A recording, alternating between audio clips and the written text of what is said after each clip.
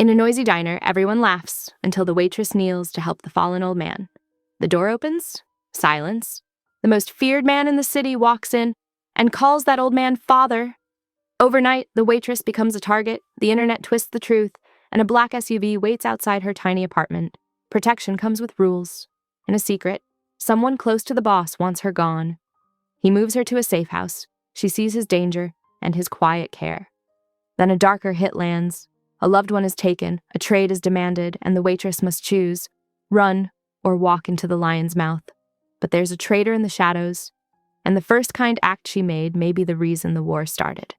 When the city holds its breath and the river lights turn red, will the waitress's courage tame the monster or spark a blood feud that swallows them both?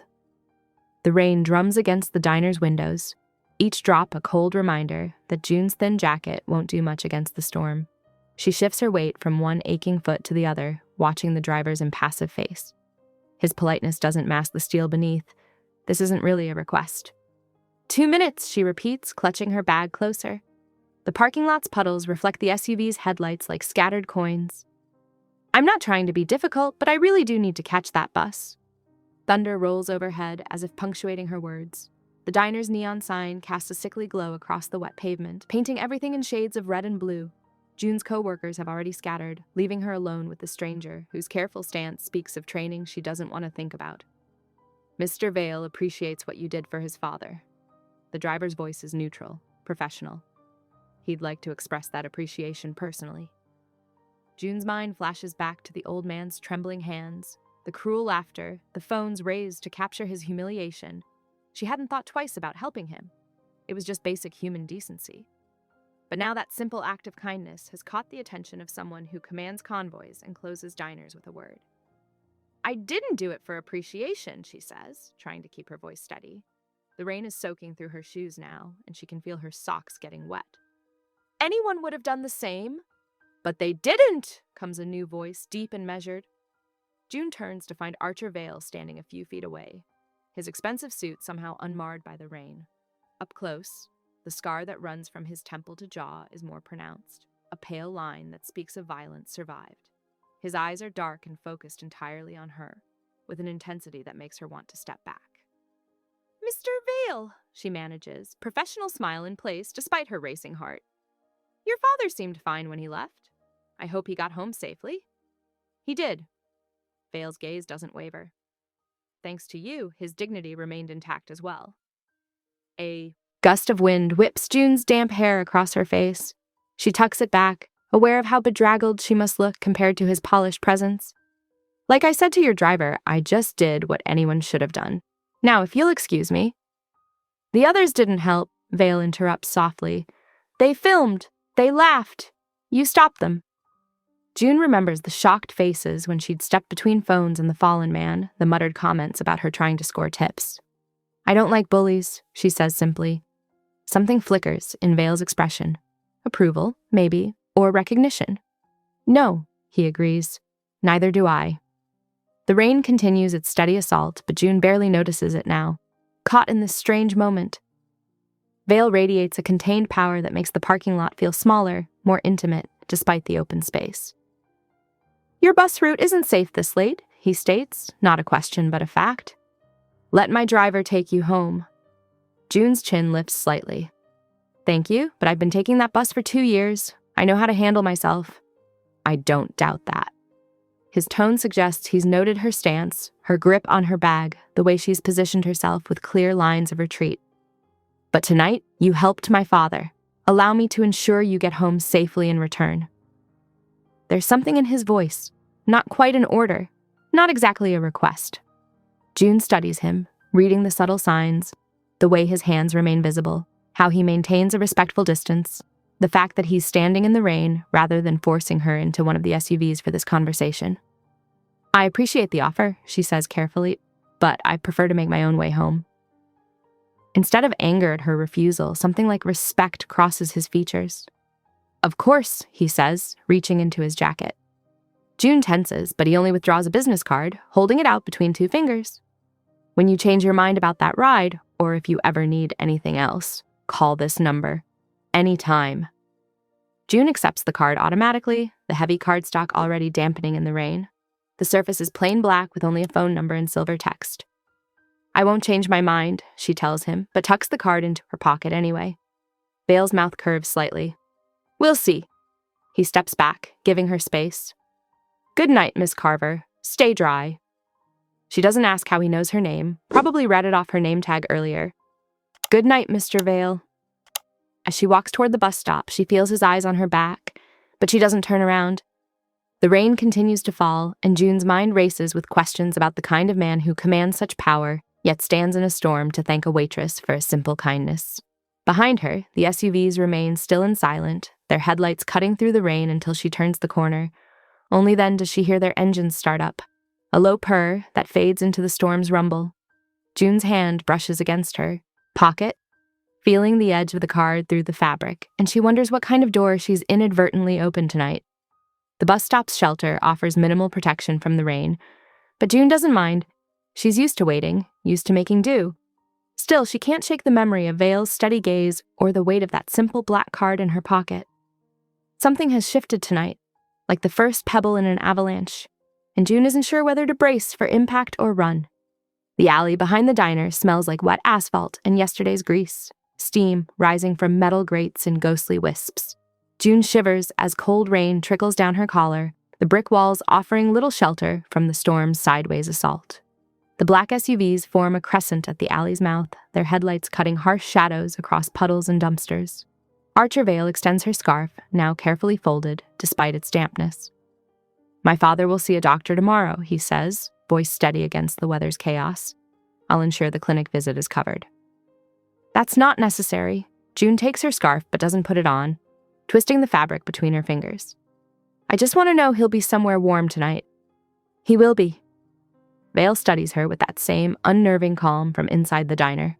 Nothing seems to ruffle him, not the rain plastering his expensive suit to his shoulders, not the wind that doesn't dare disturb a single dark hair. "You're uncomfortable accepting help?" It's not a question, but June answers anyway. "I don't want money, Mr. Vale. What happened in there? I did it because it was right, not for a payoff." "And that," he says softly, "is precisely why you deserve compensation." Steam swirls between them as a gust catches it, and June fights the urge to step back. There's something magnetic about Vale's presence, a gravitational pull that makes the alley feel smaller than it is. She's used to reading people, it's part of surviving service work. But he gives away nothing except what he chooses to show. "Please," she tries again, "just make sure your father's taken care of. That's all I ask." Vale inclines his head, a gesture somehow both gracious and absolute. "He will be, and you'll take this." He produces a folded bill from his pocket. For a cab home, non-negotiable. Before June can protest, he's already turning away, his movement precise and controlled. "Good night, Miss Carver. Stay dry." The convoy slides into the night like black water, leaving June alone with cab fare she knows will cover 10 times her actual ride. She tells herself it's over as she gives her address to the dispatcher, as she watches raindrops race down the taxi's window, as she climbs the creaking stairs to her third-floor studio. Her apartment welcomes her with familiar shadows, the lumpy futon that doubles as her bed, the mini fridge humming in the kitchenette corner, the single window that never quite closes right. June hangs her wet coat on the bathroom door, changes into dry clothes, and fills her electric kettle. The routine should be comforting, but her hands won't stop shaking. She checks her phone while waiting for the water to boil. Social media is already churning with clips from the diner, shaky footage of the old man falling, cruel laughter, June's back as she blocks the cameras. Comments scroll past. "White knight wannabe," "Sugar baby alert," "Who does she think she is?" The kettle clicks off. June's reaching for a mug when glass explodes inward from her window. She drops to the floor instinctively as a brick thuds against her futon, scattering sharp fragments across the floor. A piece of paper flutters down beside it, words stark against white. "Laugh at a veil, bleed." Cold air rushes through the broken window. June's heart pounds as she processes the threat's mistake. They think she was laughing, not stopping others' mockery. Her phone shows 1:40 a.m. as she crawls toward the window, staying low. Headlights sweep across her wall like searchlights. Below, a familiar black SUV idles at the curb, its engine a low purr in the night's quiet. June backs away from the window, mind racing. How did Vale know? Was he watching her building? The questions tangle with the adrenaline still coursing through her system. Her door creaks open before she reaches it. Archer Vale stands in the hallway, his presence filling the narrow space. He takes in the glass-strewn floor, the brick, the note, and June's wide eyes with one swift glance. "Would you like to keep pretending you're safe?" he asks quietly. "Or accept one night of protection while I fix this mess?" June looks back at her apartment, the broken window letting in rain, the glittering hazard of glass across her floor, the brick that could have hit her if she'd been standing a few feet over. The threat may be misguided, but it's real enough. "One night," she confirms, already reaching for her backpack. "One night," Vale agrees. "You'll be home by morning if the world feels normal again." June grabs essentials, clothes, toothbrush, phone charger. Her hands are steady now, operating on the calm that comes with decision. She locks her door, though it seems pointless with the broken window, and follows Vale down the stairs. Each step feels both wrong and inevitable, like walking into deep water, knowing you should stop but unable to find the moment where forward progress became unstoppable. Vale moves ahead of her, his footsteps silent despite the old building's creaky boards, and June wonders if she's making the biggest mistake of her life, or the only choice she really has. The rain has softened to a misty drizzle as they reach the ground floor. Vale's driver holds the SUV's back door open, and June slides into leather-scented warmth that's worlds away from her usual bus seat. As Vale settles beside her, she clutches her backpack like a shield and repeats her promise to herself. Home by morning if the world feels normal again. But watching her building shrink in the side mirror, June has a feeling that normal ended the moment she knelt beside a fallen old man in a late-night diner, not knowing his son would rewrite her world before sunrise. The fluorescent lights of the private clinic buzz overhead as June shifts her weight from foot to foot beside the exam room door. At 3 a.m., the building feels hollow, except for the occasional squeak of nurses' shoes on linoleum. She checks her phone again. Still no service in these basement levels. Eamon Vale sits perched on the exam table, somehow maintaining dignity despite the thin paper gown. His silver hair catches the harsh lighting, making him look almost ethereal.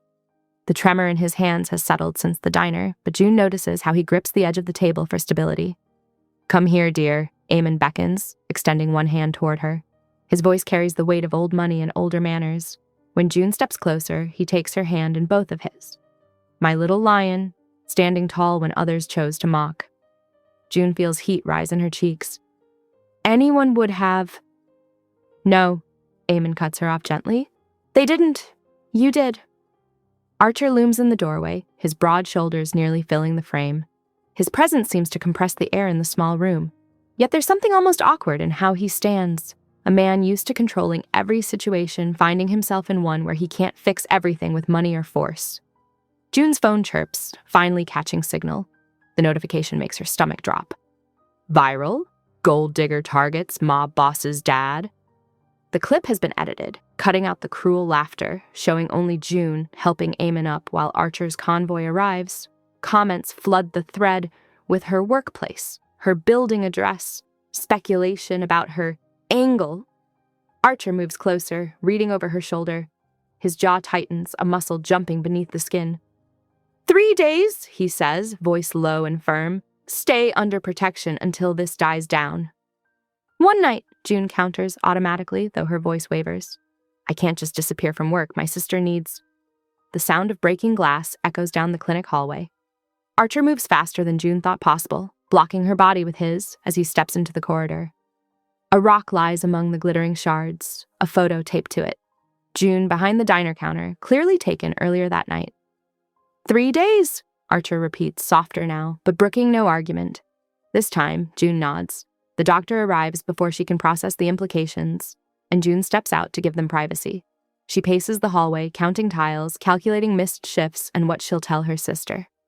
20 minutes later, Eamon emerges dressed in his own clothes again, Archer close behind him.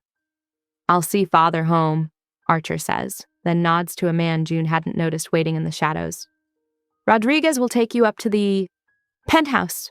I'll join you shortly. The elevator ride to Archer's building feels surreal. Rodriguez, built like a brick wall in a suit, stands perfectly still as they ascend 40 floors. June watches numbers climb, mentally mapping exits, noting camera positions, measuring distances to stairwells. At 4:20 a.m., the elevator opens directly into a foyer of gleaming marble and subtle lighting. A security tech kneels by the door, installing something with tiny screwdrivers. He stands, demonstrates the temporary code pad to June. 4827 star to enter, pound key twice to exit, changes every 12 hours.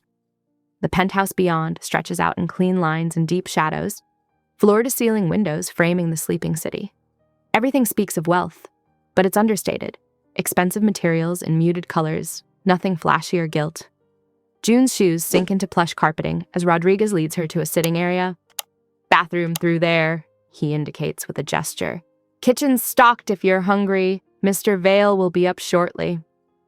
June sinks onto a leather sofa, still trying to process how her normal life dissolved in the space of 5 hours. A cashmere throw appears beside her, Rodriguez again, silent as a ghost, and she pulls it around her shoulders against the artificial chill of perfect climate control. City lights twinkle beyond the windows, familiar yet strange from this height. June checks her phone. 4:47 a.m. Just a few hours until dawn. She can leave then, find some way to handle this herself.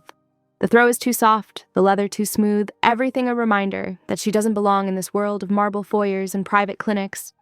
Archer's arrival breaks her spiral of thoughts.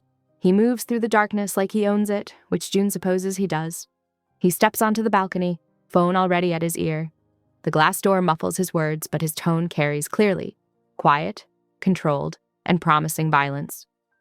Turn the phones off at their source, he commands, and June watches his reflection in the window as he ends the call. For a moment, he remains still, a dark silhouette against the city's glow. Then he turns, catching her gaze in the glass, and June quickly looks away. She curls deeper into the throw, promising herself again. At first light, she leaves. But the threats feel heavier now, in the pre-dawn quiet, and June wonders if pride is worth the risk of another rock, or worse, finding its target. The sofa cradles her tired body as city lights blur before her eyes, and the night's adrenaline begins to ebb away despite her best efforts to stay alert. Dawn creeps over Chicago's skyline, painting the penthouse windows in soft rose and gold. June stirs on the sofa, disoriented by unfamiliar luxury until memory crashes back. Her phone buzzes, a text from her manager at the diner. Due to recent social media attention and concerns about customer safety, you're placed on indefinite leave. We'll reassess when things calm down. June's stomach drops. She reads it twice, 3 times, as if the words might change. They don't. The elevator chimes softly. Archer emerges, carrying 2 coffee cups from an upscale cafe. He hands her one without comment, then checks his phone as it lights up with alerts. Your building had 17 visitors between midnight and 6 a.m., he says, voice clipped. Security changed your lobby access code. The old one's compromised. June wraps her hands around the coffee cup, letting its warmth ground her. How do you even know that? I have people. He doesn't elaborate, moving to check security feeds on a tablet. At 9:30, the elevator announces another arrival. Eamon Vale steps out, leaning on his cane but looking better than last night. He carries a bouquet of white lilies and pink roses. For the little lion, he says, presenting them to June with an old-world bow. And an apology for drawing you into our complications. Mr. Vale, you don't need to— Eamon, please! He settles into an armchair, arranging himself with careful dignity. And I do need to. Our world carries weight, and you've been caught in its undertow. June opens her mouth to respond, but at 10:13 a.m., a sharp crack splits the air.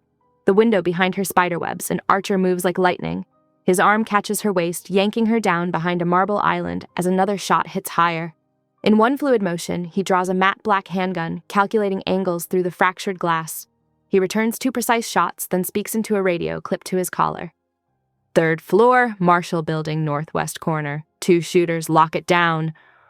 The city below erupts with movement, black SUVs deploying, men in suits converging on the target building. June's heart pounds against her ribs as Archer maintains his protective stance. I need to go home, she says, voice shaking. I can't be here. You leave now, you're a target, Archer replies, still scanning sightlines. The shot came from 2 blocks out. They're watching, waiting. I don't gamble with civilian lives. I'm not your responsibility. You became my responsibility when you helped my father. Eamon, who had taken cover behind a concrete pillar with surprising agility, steps forward. He pulls out his phone, bringing up security footage from the diner. Look, he says gently. The full video tells a different story. The clip plays. June, rushing to help before anyone else moves, shielding Eamon from mockery, blocking the phones, trying to film his vulnerability. It's a stark contrast to the edited version online. "This is the truth," Eamon continues. "But truth needs time to surface. Give us one more day to clean the rot, as Archer says. Let us protect you properly." June looks between them, Eamon's gentle concern, Archer's unyielding vigilance. Through the cracked window, she sees armed figures securing the shooter's building. Her phone keeps buzzing with notifications, each one a reminder that her normal life has shattered like the glass behind her. "One more day," Archer says, his tone softening fractionally. "We're moving to a lakefront property. Safer sightlines, better security. Transport leaves at noon." The weight of it settles in June's bones, the knowledge that she's crossed a line that can't be uncrossed. She thinks of her empty apartment, her lost job, the threats that followed her home. The choice isn't really a choice anymore. She nods once, accepting the inevitable. Archer immediately switches to tactical mode, coordinating with his security team through the radio. "Full sweep of lakeshore property. Double perimeter, rotating patrols. I want the route cleared and alternates mapped." June watches the city through fractured glass as his men execute a practice drill below. Police sirens wail in the distance, but they won't come here. This is Vale territory, and they handle their own problems. Eamon pats her hand. "Change is easier with tea," he says, moving to the kitchen with surprising familiarity. Archer keeps an excellent Earl Grey. The domestic gesture feels surreal against the background of armed men and security protocols. June accepts the delicate cup he offers, watching steam rise as Archer's world closes around her like a protective fist. 2 security techs arrive to assess the window damage. They speak in clipped phrases about ballistics and trajectories while measuring impact points. June sips her tea, wondering how many other mornings have started with bullet holes in this penthouse. "The car will be ready in 40 minutes, Archer announces, ending a call. "Pack whatever you need for 3 days. Rodriguez will escort you to get clothes from your apartment." "I can pack by myself," June protests. Archer's expression doesn't change. "Not with a shooter still unaccounted for." The arguments die on her tongue. She sets down the teacup, its fine bone china a stark contrast to the diner mugs she usually handles. Everything has shifted, realigned around this new reality where helping an old man led to snipers and safe houses. The morning sun catches the cracked window, throwing fractured rainbows across marble floors. Outside, Chicago continues its normal rhythm, oblivious to the private war being waged in high-rises and back alleys. June watches a business crowd flow down Michigan Avenue, remembering how recently she was just another face in that stream of everyday life. Gray clouds hang low over Chicago as the convoy pulls away from the penthouse at precisely noon. June sits in the back of an armored SUV, her backpack clutched close, watching raindrops race down bulletproof glass. Archer rides shotgun, speaking quietly into a radio while checking coordinates on a tablet. The safe house rises like a modern fortress, 20 stories of steel and smart glass overlooking Lake Michigan.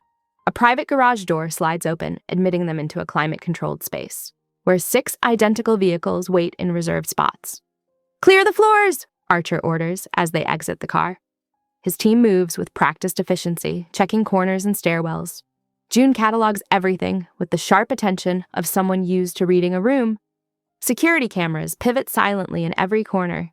3 separate keycard readers guard the elevator. Emergency exits are clearly marked, but tied to an alarm system. "This way." Archer guides her into a private elevator. The ride is smooth, silent except for the soft hum of machinery. The apartment takes up the entire 18th floor. Floor-to-ceiling windows offer a panoramic view of steel-gray waves churning against the shore. June counts 4 bedrooms, 6 exterior doors to various balconies, and enough surveillance equipment to monitor a small country. Eamon appears from one of the rooms, leaning on his cane. "Ah, the guest suite is perfect," he says, patting June's arm. "Southern exposure, lovely reading nook. You'll be comfortable here." June manages a tight smile, aware of Archer's team completing their sweep.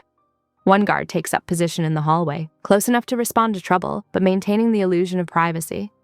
In the kitchen, Archer moves with unexpected domesticity, preparing tea without asking if she wants any. He sets a steaming mug near her elbow and steps back, maintaining careful distance. 3 contacts, he says, sliding a sleek phone across the counter. "Me, Eamon, security dispatch. The line is secure." I need to call my sister, June says, fingers curling around the mug's warmth. Too risky on an outside line. Then make this one work. She'll worry if I disappear. Archer studies her for a long moment, then nods. I'll have it arranged within the hour. He produces an envelope next, thick with cash. For your lost shifts. No. June pushes it back immediately. I don't want your money. It's not charity. You're missing work because of us. Still no. Something flickers in his expression. Not anger at being refused, but something more complex. He pockets the envelope without argument, which somehow unnerves her more than if he'd insisted. A man like Archer Vale doesn't yield easily, yet here he is, respecting her boundaries.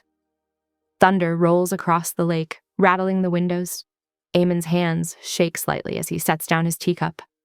Archer's attention shifts immediately to his father, though he tries to hide his concern. The barometric pressure, Eamon explains with a self-deprecating smile. Old bones don't care for storms. June recognizes the deflection, the way proud men minimize weakness. She's seen it countless times at the diner, in veterans and retired workers who hate asking for help.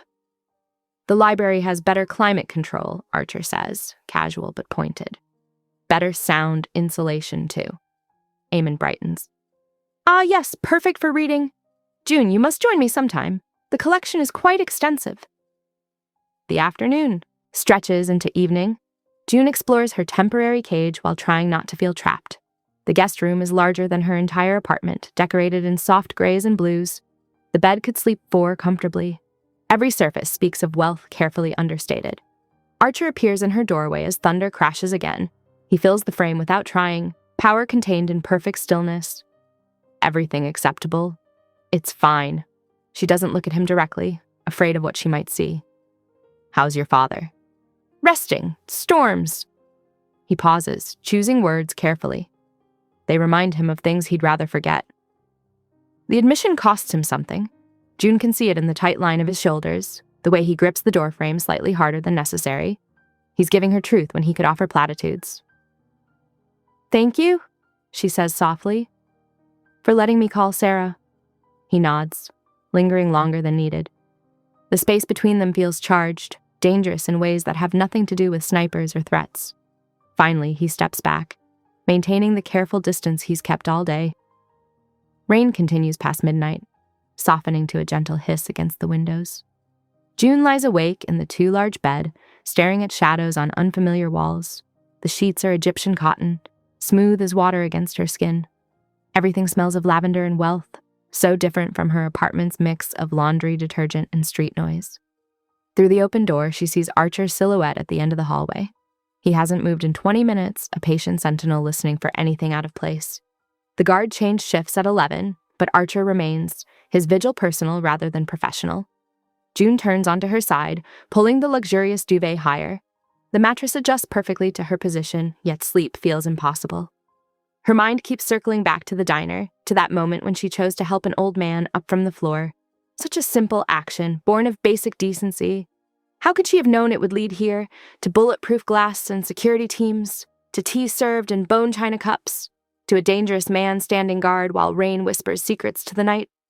In the hallway, Archer shifts slightly, redistributing his weight. The movement is nearly silent, but June catches it. Another piece of data about this man who kills with precision, yet makes tea without being asked, who commands an empire but yields to her refusal of money, who keeps his distance while staying close enough to protect. The rain continues its gentle percussion against the windows. Somewhere in the building, security cameras pivot on silent motors. Guards change positions according to carefully planned rotations. And June lies awake in borrowed luxury, conscious of every breath, every shadow, and the steady presence of Archer Vale standing watch against whatever threats the night might bring. Morning light pierces the clouds as the storm finally breaks. June stands at the window, watching droplets slide down bulletproof glass. The safe house feels less imposing in daylight, though no less alien. She wanders the property, careful to stay within the security perimeter. The grounds are immaculate, geometric hedges, gravel paths, and a surprising structure tucked behind the main building. A greenhouse, its glass panels refracting sunlight like diamonds. Inside, the air is warm and humid. Rows of tomato plants stretch toward the ceiling, their vines heavy with fruit. Basil releases its sharp, sweet scent as she brushes past. Everything is meticulously tended, at odds with the brutality she associates with Archer Vale. For a man who forgets summer, June startles. Archer stands in the doorway, blocking most of it with his broad frame. His voice is softer here, among the growing things. "Eamon?" she asks, though she already knows. Archer nods. The doctors say gardening helps with the tremors, but he forgets to eat unless reminded. He moves between the rows with surprising grace. Fresh tomatoes make it easier. For a moment, they exist in strange harmony. June touching a leaf here, Archer checking soil moisture there, no threats, no debt, no violence, just plants reaching for light. "I need clothes," June says finally. "From my apartment. We'll go at noon." His tone brooks no argument about the we part. The drive back to her building is tense. June's hands clench in her lap as they approach her floor. The hallway looks normal, but Archer's shoulders tighten as they near her door. The lock is intact. The inside is not. Her drawers are dumped, contents scattered like confetti. The window stands open, crowbar marks scarring the frame. But it's the knife that freezes her blood, a wicked blade buried in her headboard, pinning a cream-colored card in place. Archer moves faster than she can track, checking corners and shadows before approaching the bed. His face hardens as he reads the card. De Laurentiis. The name falls like ice from his lips. He turns to June. "Your stepbrother, Owen? What do you know about his debts?" "Nothing." June's mind spins. "We haven't spoken in months. He's not." She stops, pieces clicking. "They think I'm collateral." "They're wrong." Archer's voice could freeze hell. He speaks into his phone, ordering additional guards and sweep teams. "This isn't your problem." June grabs a duffel bag, shoving clothes in with shaking hands. "I'm not your responsibility. I'm not anyone's collateral." "Your address is in their hands." Archer watches her pack, stands deceptively relaxed. "They made you a target the moment they touched your door, whether either of us likes it or not." Back at the safe house, June pretends to read while tracking Archer's movements. He upgrades the alarm grid methodically, testing each sensor, updates evacuation routes, checks sight lines from every window. His efficiency would be impressive if it weren't terrifying. When Eamon calls, Archer's hand trembles slightly, reaching for the phone. It's gone so quickly, June almost thinks she imagined it, but she sees how his jaw tightens when he assures his father everything is fine. The sun sinks toward the horizon, painting the lake in burnt orange. June sends a text to her sister. "Working overtime this week. Don't worry if you can't reach me." The lie tastes bitter, but it's better than the truth. Archer paces the security room, phone pressed to his ear. His voice carries through the door, arctic and absolute.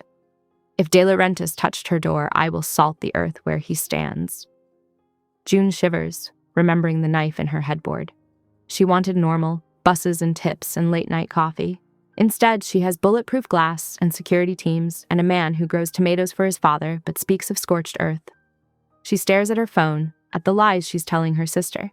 Outside, guards patrol in precise patterns. Somewhere across the city, a rival crew thinks she's a bargaining chip. And in the security room, Archer Vale plans war over a damaged door frame, while his father's greenhouse fills with the last light of day. The domestic peace of morning feels like a dream now. June touches her window, cool and solid under her fingers. She counts cameras, notes patrol timing, catalogs exits. All the things she never had to think about before helping an old man up from a diner floor. A guard passes below, radio crackling quietly. In the security room, Archer's voice drops lower, more dangerous. June closes her eyes, remembering tomato vines reaching for light, trying to hold on to that moment of almost normal in a world spinning rapidly out of control. Eamon's roses paint shadows on the lawn as dusk approaches. June watches them dance in the breeze, their thorny beauty a perfect metaphor for her situation. Lovely from a distance, dangerous up close, and impossible to touch without risking blood. The security room door opens. Archer emerges, phone still in hand, looking like a man plotting coordinates for missiles rather than someone who tenderly tends herbs. Their eyes meet briefly across the foyer. He nods once, acknowledgement, reassurance, warning all wrapped in a single gesture, before returning to his war room. June turns back to the window, watching shadows lengthen across manicured grass. Her phone buzzes with Sarah's reply. "Okay, sis, stay safe." If only it were that simple. But safety, she's learning, comes with thorns of its own. Evening settles over the safe house like a soft blanket. June stands in the kitchen, inhaling the earthy scent of fresh basil from Archer's greenhouse. The recipe card in her hands bears Eamon's elegant script, edges worn from use. She chops vegetables with methodical precision, letting the familiar motion ground her after the day's chaos. "You don't have to cook," Archer says from the doorway, his presence filling the space without taking a step. "I need normal right now." "June," adds Basil to the simmering pot. "And your father insisted the stew could settle any storm." Archer watches her move through his kitchen, his eyes tracking each motion. When she offers him a spoonful to taste, he approaches with characteristic caution. The corner of his mouth twitches, not quite a smile, but something softer than his usual severity. "It's good." He sets the spoon down carefully. "Come with me." He leads her to a secure room where a pistol lies on a padded mat. June's steps falter. "I don't want—" "Helpless isn't an option." His voice brooks no argument.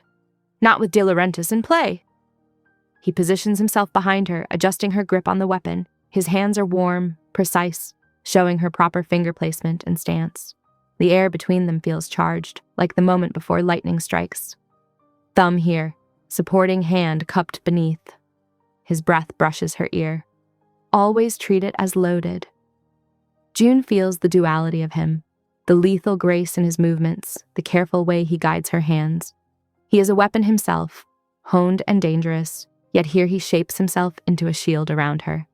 Later, just after 10, they take a planned drive to test for tails. The night wraps around the car like silk, streetlights painting strips across the dashboard. Archer spots them 3 minutes in, a dark sedan matching their turns too precisely. Without warning, he executes a precise stop that pins the tail between their SUV and a concrete barrier. June's seatbelt locks as Archer exits, moving with controlled violence. Through the rearview mirror, she watches him disarm the other driver in 3 fluid motions. Efficient, ruthless, but showing more restraint than the situation demands. No grandstanding, no excessive force, just cold competence. The drive home is silent, June's hands trembling in her lap. Archer's knuckles are white on the steering wheel, though his voice remains steady as he updates security. In the safe house foyer, June breaks first. "You terrify me!" The words tumble out raw and honest.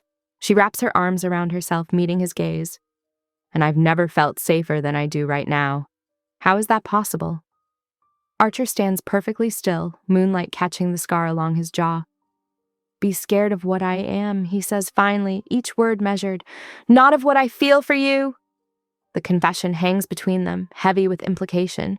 They retreat to separate rooms, but the awareness remains, a current running through the quiet house. June sits on her bed, listening to Archer's measured footsteps in the hall. Neither sleeps, both acutely conscious of the other's presence, of the invisible line between them wearing thinner with each passing hour. The house creaks and settles. Outside, guards make their rounds. June traces the pattern of moonlight on her floor, remembering the weight of Archer's hands correcting her stance, the control in his movements during the confrontation, the unexpected gentleness when he tasted her cooking. He is a study in contradictions, the man who grows herbs for his father's recipes and efficiently disarms threats in dark alleys. In his room, Archer maintains his vigil. June hears him pace occasionally, his footsteps a reminder of the protection surrounding her. The night stretches on, filled with unspoken words and mounting tension. They remain in their separate doorways, awake and aware, while something fundamental shifts between them, as inevitable as the tide, as dangerous as a lit fuse. The security system hums softly. Wind rustles through Eamon's roses, and in the quiet darkness, June realizes she's crossed a threshold she can't return from, where the man who terrifies her has become the one she trusts most to keep her safe. Morning light filters through bulletproof glass as June cradles her third coffee, trying to shake off another sleepless night. The safe house doorbell chimes at 9:05 a.m., a sound so normal it feels wrong in this fortress of security protocols and armed guards. Owen stands on the threshold, skin ashen and clothes rumpled like he's been sleeping in his car. Archer's team must have cleared him, but June's brother still flinches when Archer materializes beside her. "I can explain," Owen starts, voice cracking. Inside. Archer's tone could freeze water. "Now." In the living room, Owen paces, running trembling hands through his hair. "I just needed a little cash flow, you know? De Laurentiis has this system. You put up collateral, borrow against it. My address?" June's coffee goes cold in her hands. "You used my address as collateral. It was temporary. I was going to pay it back before anyone noticed. Owen's eyes dart between them. But De Laurentiis changed the terms, kept adding interest. I couldn't keep up. Archer stands by the window, stillness radiating danger. How much? 50 grand. Owen swallows. Plus another 30 in fees. June sets her mug down before she drops it. That's why they came to my apartment? Why someone shot at us? De Laurentiis plays with people, not money. Archer's voice is measured, clinical. He wanted leverage over my organization. Your brother handed him a perfect opportunity. Owen collapses onto the couch. I'll fix it. I'll get the money somehow. No. Archer cuts him off. You've done enough damage. He studies Owen like a chess piece, calculating moves and consequences. I have a different proposition. June recognizes the shift in his stance, the predator emerging beneath the suit. Owen must sense it too, because he goes very still. You'll work for me, Archer continues. Feed me information on De Laurentiis' operation, every detail, every whisper. Cut all contact with June, permanently. In exchange, I'll clear the debt and ensure her safety. You can't ask that. June steps forward. He's my brother. Half-brother? Archer's eyes never leave Owen. Who gambled with your life for quick cash? Choose, Owen. My offer or De Laurentiis' mercy. Owen's face crumples. June, I'm sorry. I never meant... I know. The words taste like ash, but June nods. Because Archer's right. The alternative is blood, her brother's, or worse. Take the deal. The day crawls by after Owen leaves. June helps Eamon in the greenhouse, desperate for distraction. Archer vanishes into his office, orchestrating whatever machine of violence and influence keeps them all breathing. Night falls early, clouds blocking the moon. June is reading in the library when the lights flicker and die at 8:47 p.m. The backup generator should kick in, but the house remains dark. Something's wrong. Emergency lights fail to activate. In the silence, June hears it. The soft click of the side door's electronic lock disengaging. Footsteps, too careful to be friendly. She moves on instinct, finding Eamon in the hallway. Greenhouse, she whispers, guiding him toward the glass structure. It's defensible, with clear sightlines and plenty of cover. They're halfway there when a shadow detaches from the wall. Ronan Byrne, Archer's head of security. His gun is drawn. Sorry about this, he says, not sounding sorry at all. De Laurentiis pays better. June grabs a nearby lamp and hurls it down the opposite corridor. The crash draws one of the hit team members, buying precious seconds. She pushes Eamon between rows of tomato plants, ducking behind thick vines. Archer emerges like a vengeful spirit, moving through darkness with lethal grace. 2 shots, barely louder than coughs. Someone falls. Another burst of suppressed gunfire, and a second body hits tile. Through gaps in the plants, June watches Archer clear rooms with mechanical precision. His face is blank, eyes cold as Arctic ice. This is the monster everyone whispers about, the man who built an empire on blood and steel. Ronan is gone, melted into the night like smoke. Sirens wail in the distance, growing closer. June's hands won't stop shaking as Archer finds them in the greenhouse. He cradles her wrist, thumb pressed to her pulse point, and his voice carries terrible promise. Someone I trusted sold us the dark. Eamon touches Archer's shoulder, a father gentling a weapon. The authorities will be here soon, son. Archer nods once, already processing logistics. We'll need to move. The lake house is compromised. His grip on June's wrist never wavers. I have another property, more isolated, better security. June should argue, should demand to go home, to return to her normal life. But normal shattered the moment Owen walked in this morning, carrying death in his wake. Red and blue lights paint the driveway as police arrive. Archer's legitimate security team handles them smoothly. A regrettable system. Malfunction, nothing more. The bodies disappear before questions can be asked. June helps Eamon pack his medicines while Archer's remaining men sweep the house. She finds him in the greenhouse later, carefully wrapping small tomato plants for transport. You're bringing them. My father shouldn't lose his garden because of betrayal. Archer doesn't look up from his task. His hands are perfectly steady, but tension radiates from his shoulders. The night stretches into a blur of motion. Vehicles arriving, belongings packed, new protocols established. Through it all, June feels Archer's awareness like a physical thing. He positions himself between her and every door, every window, every shadow that might hide a threat. Trust is a currency they can no longer afford. Yet somehow, in the chaos of evacuation, June finds herself gravitating toward Archer's orbit. Because despite the violence living under his skin, despite the cold fury in his eyes when he thinks of Ronan's betrayal, she knows with bone-deep certainty that he will burn the world to ash before letting harm touch her again. The river compound rises from morning mist like a fortress, all clean lines and bulletproof glass nestled against dense forest. Security cameras track their convoy's approach through wrought iron gates that could stop a tank. June counts 3 checkpoints before they reach the main house. "Welcome to the Haven," Archer says quietly as they pull up to the entrance. The name feels like both truth and irony. Inside, the house breathes old money and new security. Hardwood floors gleam beneath recessed lighting. Original artwork hangs on walls thick enough to stop rounds. Every window offers stunning views while doubling as emergency exits. A private nurse, Sarah, efficient and kind-eyed, helps Eamon settle into a ground-floor suite with the attached sunroom. June hovers until she's sure he's comfortable, noting how the medical equipment blends seamlessly with expensive furnishings. "The gardens here are lovely," Eamon tells her, patting her hand. "Perhaps you'll help me explore them later." Archer appears in the doorway, his presence filling the space. "June, a moment?" He leads her to his study, all leather and dark wood, and unlocks a metal drawer. Inside, she glimpses files, cash, and what looks like passports. He removes a burner phone and a laminated card of codes. 3 numbers programmed: me, Eamon, emergency response. He holds out both items.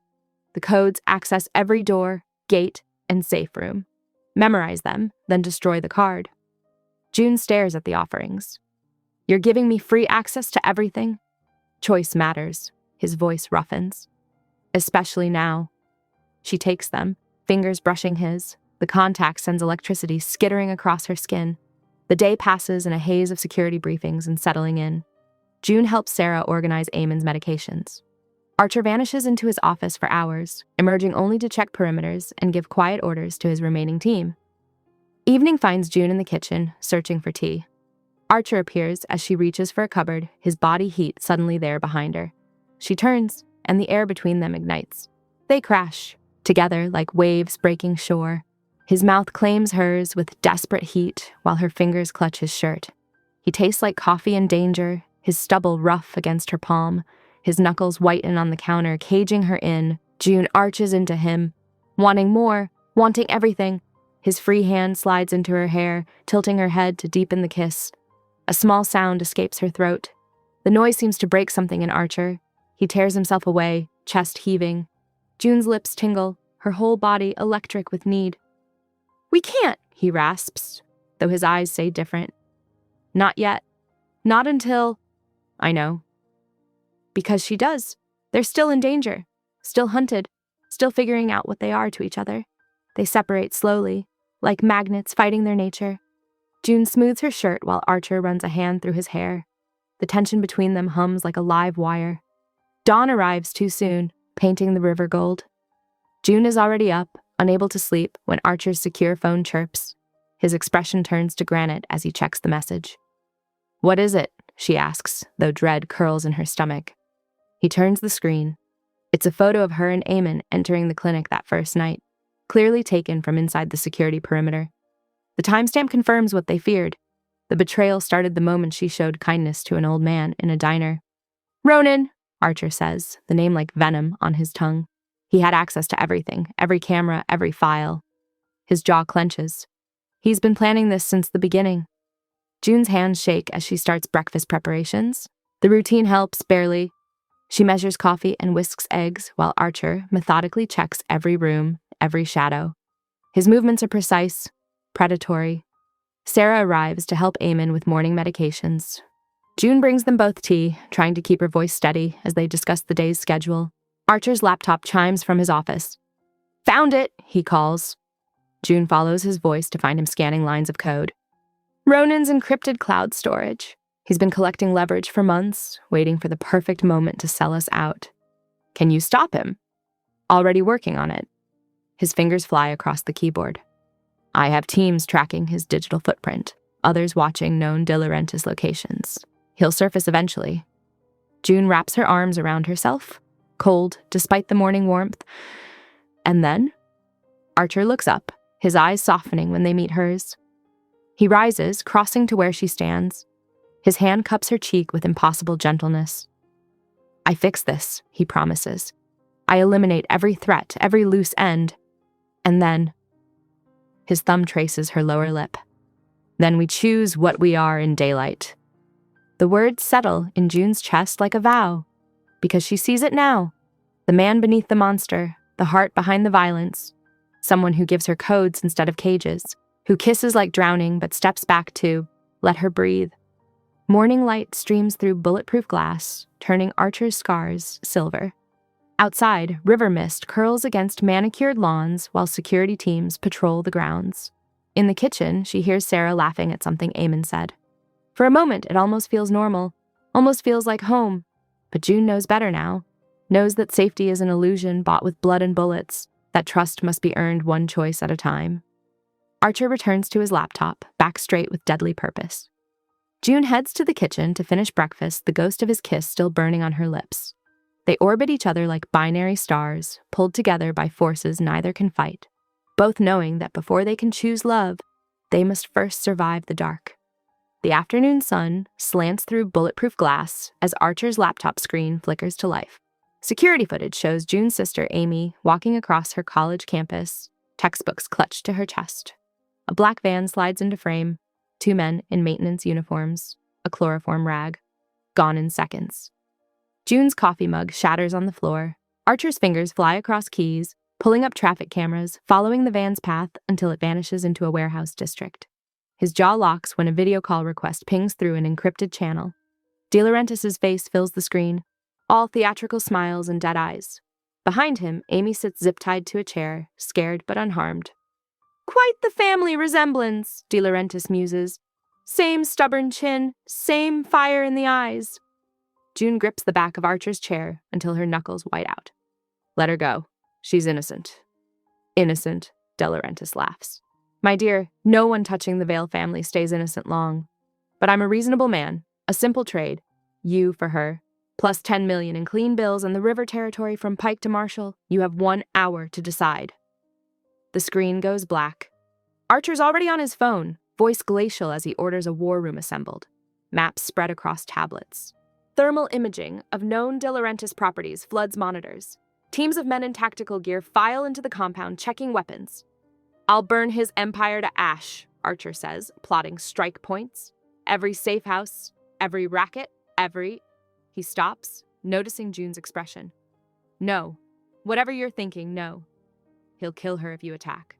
He'll kill you both if you go alone." June watches the organized chaos swirling around them. Men loading magazines, discussing entry points, preparing for war, all because she helped an old man in a diner. All because her stepbrother made stupid choices. All because she dared to care about a dangerous man's father. She slips away while Archer coordinates with his captains. The garage codes he trusted her with work perfectly. The key fob she lifted from the kitchen drawer brings a sleek sedan to life. By the time the security gate closes behind her, she's already mapped.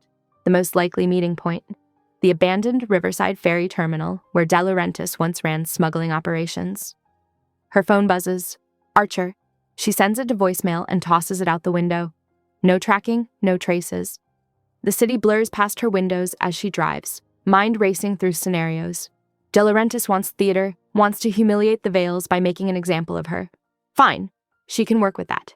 Keep him talking, keep him gloating, give Amy a chance to run. Back at the compound, Archer realizes she's gone. The garage security feed shows her leaving 12 minutes ago. He explodes into motion, phones already in both hands. "Find her," he orders his teams. Then he starts calling in markers, allies and enemies alike who owe him blood debts. His voice carries one message. Touch her, and the river runs red. Decades of intelligence on De Laurentiis flood screens, property holdings, meeting sites, ritual locations. The ferry terminal lights up with recent power usage. Archer loads his gun with mechanical precision while dispatch coordinates sniper teams. June pulls up to the terminal as dusk paints the river purple. The massive building looms ahead, all rusted metal and broken windows. She braids her hair tight, no handholds for fighting, empty hands held loose at her sides, no weapons to provoke them. Floodlights blast on, washing the cracked concrete in harsh white. A loudspeaker crackles. "Quite the dramatic entrance," De Laurentiis purrs.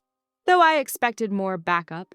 Don't tell me the mighty Archer Vale let his little bird fly alone. I'm here for a simple trade, June calls back, voice steady. No games, no theatrics, show me my sister. Oh, but theatrics are half the fun. A door creaks open. Amy stumbles out, flanked by guards. Her mascara's smeared, but she's standing tall. June, don't! Amy starts, but a guard clamps a hand over her mouth. Quiet now, De Laurentiis says. The grown-ups are negotiating. A red laser dot appears on June's chest, crawling up toward her heart. One step back, and we discuss terms. One step forward, and, well, June lifts her chin, stands her ground. She won't give him the satisfaction of seeing her flinch. Behind her, city lights reflect off the river's dark surface. Wind whistles through the terminal's skeletal frame. Somewhere in the shadows, she knows Archer is coming, all that controlled violence unleashed by her absence. But right now it's just her sister, and a man who thinks fear is power. The laser dot settles over her heart, steady as a promise. June doesn't step back. Night swallows the ferry terminal whole. Shadows stretch like grasping fingers across rusted metal and cracked concrete. The red dot still burns against June's chest, unwavering. De Laurentiis' voice crackles over the loudspeaker. Such bravery, such stupidity. I expected better from Archer's newest pet. Floodlights catch movement. Men with rifles positioning themselves along the catwalks. Behind shipping crates near exits, June counts 12, maybe more lurking in darker corners. Amy struggles against her captors, tears cutting through her mascara, a whisper of movement, almost imperceptible. June recognizes the tactical patience in it. Archer, methodically herding their enemies exactly where he wants them. He's turned their ambush into his trap. The sharp tap of a cane echoes. Eamon emerges from the shadows, his silver hair gleaming under the harsh lights. His usual gentle demeanor has hardened into something ancient and dangerous. My dear boy, he calls out, his Irish lilt carrying. Did you really think I'd let my family face this alone? De Laurentiis laughs. The old lion still has teeth? How charming. Eamon's cane clicks against concrete as he approaches Amy's guards. With practiced grace, he twists the handle. Steel whispers against steel as a blade emerges from the shaft. A figure materializes on the highest catwalk. Ronan. His rifle trains on June with cold precision. Should have stayed in your lane, waitress! The shot cracks like thunder. Ronan jerks, eyes wide with surprise. He topples, body clanging against metal as he falls. Archer stands in the doorway, gun still raised, expression carved from ice. Should have stayed loyal, he says softly. The terminal erupts. Muzzle flashes strobe through darkness. Commands echo off metal walls. Water slaps against the pilings below, a steady counterpoint to chaos. June grabs Amy, pulling her down behind a concrete barrier. Bullets chip stone above them. Amy's breathing comes in harsh gasps. I'm sorry, June whispers. I'm so sorry I brought this to you. Shut up, Amy says fiercely. You're my sister. Where else would I be? Eamon appears beside them, blade gleaming. He positions himself between the sisters and incoming fire with surprising agility. Stay down, little lions! Archer moves through the firefight like a force of nature. Each shot finds its mark. Each step brings him closer to De Laurentiis, who scrambles backward, grabbing for hostages that Archer's careful planning has already removed from reach. Fail, De Laurentiis shouts. Be reasonable. We can deal. We're past deals. Archer's voice carries despite its softness.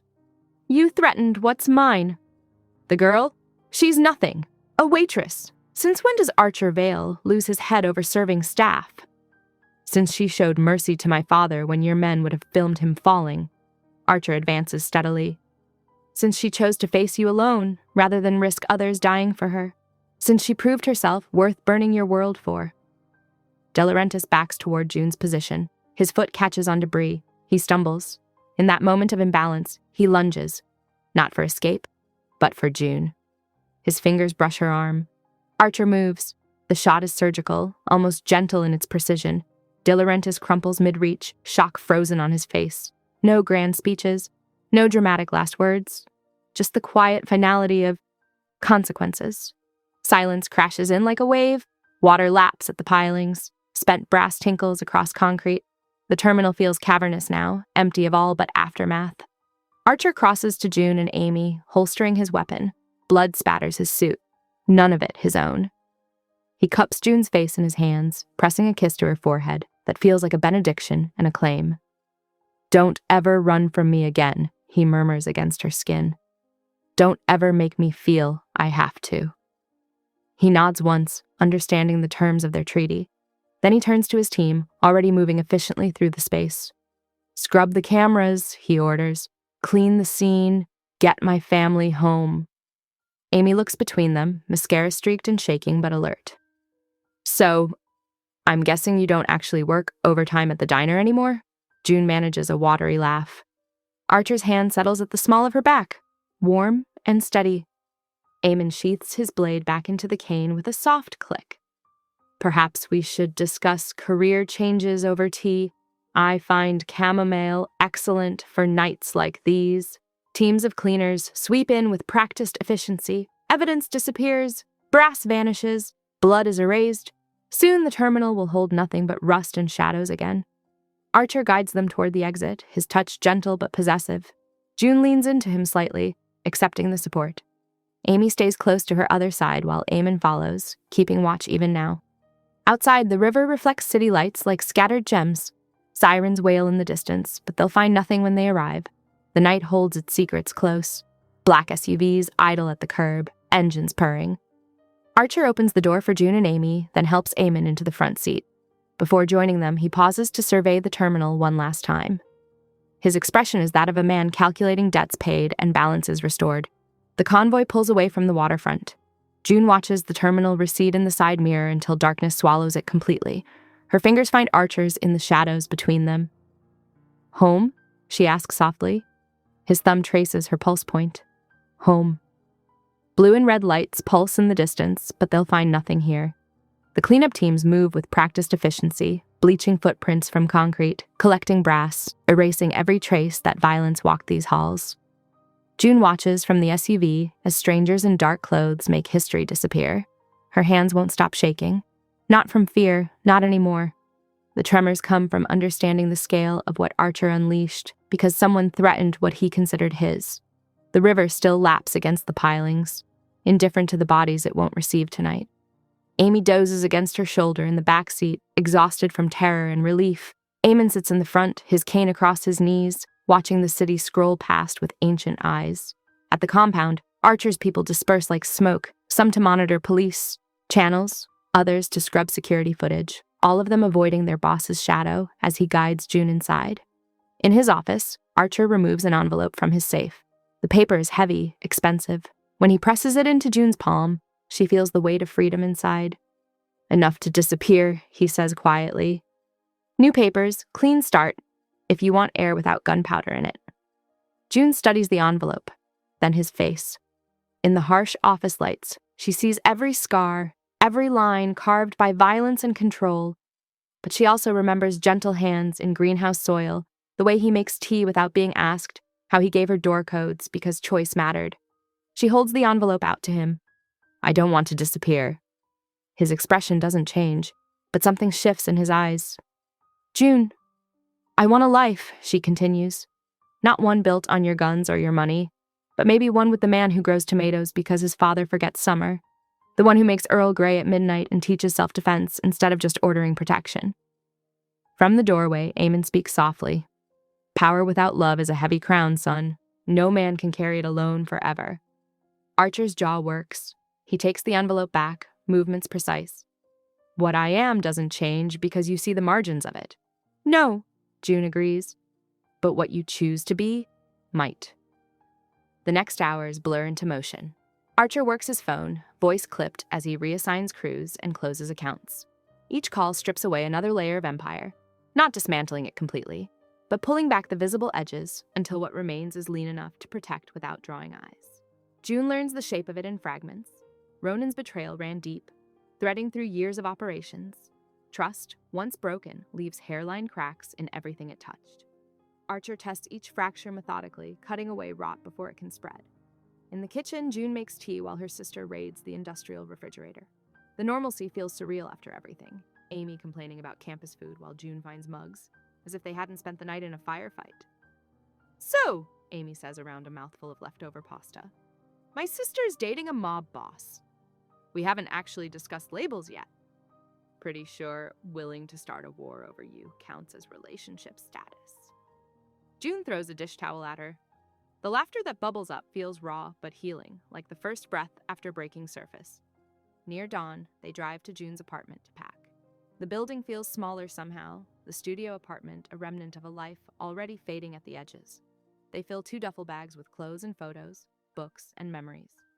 June writes a note on the safe house kitchen table before they leave. Simple words in her Waitress scrawl. "We'll come back if the door's open." She sets her temporary key card beside it, then hesitates. Adds, "The tea is in the left cabinet. Don't forget to water the tomatoes." The drive home is quiet. Amy falls asleep again, police scanner app still humming on her phone. No reports of bodies by the river, no suspicious activity at the terminal. The night keeps its secrets. June watches the city thin into suburbs through the window. Dawn paints the horizon in shades of promise and warning. Everything feels possible in this strange, suspended moment, and that terrifies her more than gunfire ever did. At their mother's house, Amy hugs her fiercely before going inside. "Don't disappear on me again, okay? Even if you're dating the scariest man in Chicago." "He grows herbs and makes tea," June protests weakly, "and probably buries bodies under the basil." Amy grins. "But he looks at you like you're gravity, so I'll deal." The driver takes June back to her apartment for one last night of normalcy. The window is still broken, covered with plastic that rattles in the wind. The knife holes in her headboard remind her how quickly life can turn. Meanwhile, in a greenhouse across the city, Archer kneels in soil-scented darkness. His phone lies face down on a potting bench, ignored for the first time in years. His hands, so recently dealt in death, now test the dampness of earth around seedling roots. The tomato plants reach for steel beams and glass ceiling, hungry for height. Herbs release their essence when his fingers brush their leaves, basil and thyme, rosemary and mint, growing things that ask nothing of him but care and consistency. He could be many kinds of king by morning, the choices spread before him like tributary rivers, some running with blood, others with cleaner waters. Power takes many forms, so does love. His father taught him empire. June showed him choice. Dawn approaches. Soon he must decide what manner of man will meet it. 2 weeks and 3 days after the ferry terminal incident, June's keys jingle in the pre-dawn silence as she unlocks the diner's front door. The familiar scent of coffee grounds and yesterday's pie greets her, but something's different. A cream-colored envelope sits precisely centered on the counter, unmarked except for her name in crisp black ink. Inside, she finds a deed and trust documents. Her hands tremble as she reads. Legal language transferring ownership to a trust she controls. A handwritten note falls out. No filming, no mocking, your rules. She recognizes Archer's writing, precise and controlled, like everything else about him. The paper is heavy, expensive. The gesture is both grand and understated, exactly like the man himself. June spends the morning making calls, rehiring only the staff who reached out to apologize to Eamon after that first night. Marcus, who'd defended her against the phone cameras. Sarah, who sent flowers to the clinic. The ones who showed character when it mattered. Above the coffee station, she hangs a simple wooden sign. No filming, no mocking. Below it, she arranges fresh tomatoes from Archer's greenhouse in a ceramic bowl. A quiet reminder of where strength really grows. The neighborhood has changed subtly in the past weeks. The usual rough edges feel smoother, the street corners clearer of loitering figures. Archer's presence is invisible, but undeniable, like gravity reshaping the space around them. He's kept his distance during the restructuring, understanding her need to build something that's truly hers. His protection extends like a shield, but never a cage. The only traces are occasional deliveries, fresh produce, specialty teas, security upgrades disguised as routine maintenance. When evening comes, June closes early to host dinner in the greenhouse. The glass walls glow with strings of soft lights, making the tomato vines cast gentle shadows. The table is set simply, mismatched plates that Eamon insisted were charming, wine glasses that catch the light. Amy arrives first, bringing a small cake and bigger news about her scholarship. She moves through the space comfortably now, helping June arrange flowers while chattering about campus life. The fear from the ferry terminal has faded from her eyes, replaced by understanding of what family really means. Eamon enters leaning on his cane, but his steps are steadier these days. The clinic visits have helped, though June suspects the real medicine is these gatherings, purpose and connection healing what time tried to take. Little lion, he greets her, pressing a kiss to her cheek. The diner's numbers are up. You've built something special there. We all did, June corrects, squeezing his hand. Archer arrives last, shedding his suit jacket like armor. In the greenhouse's warm light, surrounded by growing things, the dangerous edges of him soften. He's still power in motion, still capable of violence, but here he chooses gentler ways to shape the world. Dinner is simple but perfect. Pasta with tomatoes and basil from their garden, bread still warm from the diner's ovens, wine that Eamon selected. Amy teases June about her cooking improving, while Eamon tells stories about teaching Archer to plant seeds when he was small. The conversation flows easily, punctuated by genuine laughter. This is what they fought for at the ferry terminal. Not just survival, but the right to build something beautiful from the aftermath. When the plates are cleared and Amy is showing Eamon pictures on her phone, June feels Archer's fingers brush hers under the table. She laces them together, bringing their joined hands into view. It's a small gesture that feels monumental, choosing to make private devotion public promise. The greenhouse air grows thick with evening warmth and possibility. Archer turns to face her fully, his other hand coming up to trace her cheek. The gesture is achingly gentle for a man who can level empires. You saved my father that night, he says softly, but clearly enough for everyone to hear. Not just from falling, from being mocked, from being less than he is. You stood when no one else would. His thumb brushes her cheekbone. I'll spend my life saving our future if you'll let me. The question hangs in the air, heavy with meaning. June feels the weight of choice, real choice, freely given. Archer isn't demanding or assuming. He's asking, offering, leaving space for her answer to be truly hers. Yes, she says simply, because sometimes the biggest decisions are the easiest ones. Yes to the future, yes to us. Later, at the diner, June goes through her closing routine. The clock reads 10 p.m. as she counts the register and wipes down counters. The open at 6 sign flips with a familiar clatter. The evening air carries the last warmth of summer as she does her final checks. The tomatoes on the windowsill catch the streetlight, red and ripe and full of promise. They're a bridge between what was and what will be, between the night an old man fell and a young woman stood up, and all the choices that followed. This is their new world, built from the pieces of the old one. It begins where everything broke and grew back stronger, nurtured by choice and protected by love. Not perfect, but real. Not unscathed, but healing.